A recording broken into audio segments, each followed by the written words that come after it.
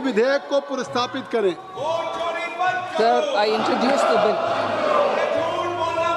Item number 23, माननीय वित्त मंत्री जी। Sir, with your permission, I rise to move for leave that the Insolvency and the Bankruptcy Code Bill 2025 may be referred to a select committee of the House. The names of the members of the committee may be decided by the Honorable Speaker. The terms and conditions regarding the committee may also be decided by the Honorable Speaker. The committee may submit its report by the first day of the next session.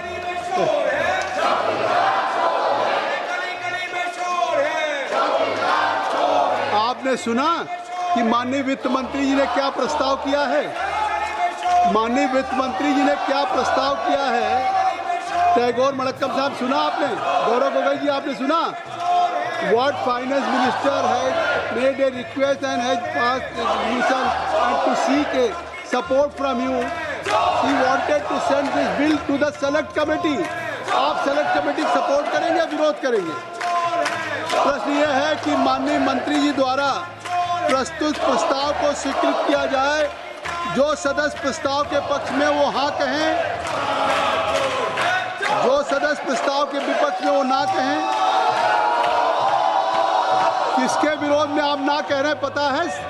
वो विधेयक select committee को जा रहा है उजला साहब, तो आप विरोध करेंगे? सेलेक्ट कमेटी को न जाए। मेरे विचार में निर्णय हाँ वालों के पक्ष में हुआ, हाँ वालों के पक्ष में हुआ, प्रस्ताव स्वीकृत हुआ। संसदीय कार्य मंत्री श्री किरण रिजिजू जी, संसदीय कार्य मंत्री जी को सुन लीजिए। चेयरमैन साहब, आज जो विपक्ष के साथियों ने जो व्यवहार किया है, हम सब ने देखा है।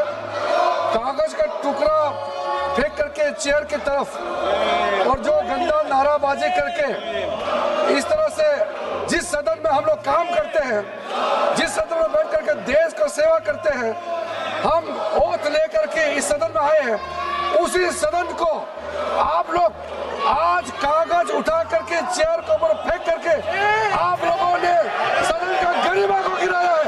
मैं इसका खंडन करना चाहता हूँ। यह सदन सबका है, यह देश का सदन है, यह अपोजिशन पार्टी का यहाँ मनमानी से काम नहीं चलेगा। यह देश और यह सदन नियम और कानून से चलेगा। यहाँ इनका मनमानी से नहीं चलेगा।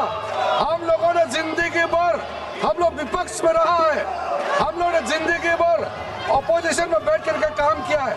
ऐसा व्यवहार हमने जिंदगी में नहीं देखा है।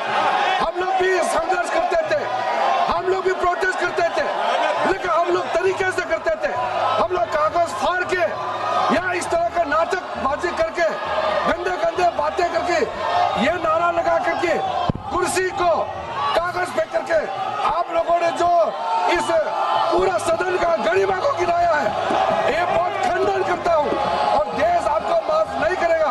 हम लोग ने बार बार कहा है, चर्चा में हिम्मत है तो चर्चा में भाग लेना चाहिए। हम लोग हिम्मत से काम करने वाले लोग हैं। देश के सामने में हम लोग बिजनेस लेके आए हैं, बिल लेके आया है, हम लोग काम काज लेके आया है। आप लोग चर्चा में हिस्सा लेता नहीं है, अनाप समय बातें करता है, फिर बोलते हैं बोलने नहीं देते हैं। सर, मैं आखिर में मैं विपक्ष के साथियों को कहना चाहता हूँ, अब भी समय है, अभी भी सुधर जाओ, अभी भी टाइम है। चर्चा में भाग लेकर के देश के लिए काम करने के लिए अभी भी वक्त है। टाइम बर्बाद मत कीजिए। हम सबको यहाँ सदन में काम करने के लिए भेजा है, हम लोगों को यहाँ बोलने के लिए भेजा है, यहाँ तोड़ फोड़ करके कागज उठा करके चेयर के ऊपर में फेंकने के लिए नहीं भेजा है। आप लोगों को एमपी चुन के भेजा है। आपके अपने अपने कॉन्स्टिट्यूएंसी के लोग कितना दुखी होगा आपका हरकत देख करके। मैं उनके हरकतों को खंडन करना चाहता हूँ। आज मैं इसमें जोड़ना चाहता हूँ कि आज जो सदन में हुआ है उसको माननीय सदस्यों ने नहीं किया है। कांग्रेस के उपनेता, आपने इशारा किया, आपने कागज दिया कि कागज को फाड़िए। कोई उपनेता इस तरह का गैर जिम्मेदाराना हरकत नहीं करेगा। कम से कम माननीय सदस्य सदन में चर्चा करना चाहते। राहुल जी, सदस्य सदन में चर्चा करना चाहते, आप सदस्यों को बेल में भेजते। कांग्रेस पार्टी के उपनेता होने के बाद आप सदन से लोगों को बेल में भेज रहे हैं। आप बेल में केवल नहीं भेज रहे हैं, आप सदन की गरिमा को गिरा रहे हैं, जो संसदीय कार्य मंत्री ने कहा है। और आप लोगों को उकसाने की कोशिश कर रहे हैं कि लोग कागज फेंके, लोग चेयर पे और जिस तरह के नारे लगाएं। ये मैं उपनेता, कम से कम आप जिम्मेदार हैं, आपको अपने सदन में जहां सदस्यों को करना चाहिए वहां आप स्वयं उकसाने का काम कर रहे हैं। ये दुख का विषय है। सभा की कार्रवाई सोमवार दिनांक 18 अगस्त 2025 को प्रातः 11 बजे तक के लिए स्थगित की जाती है।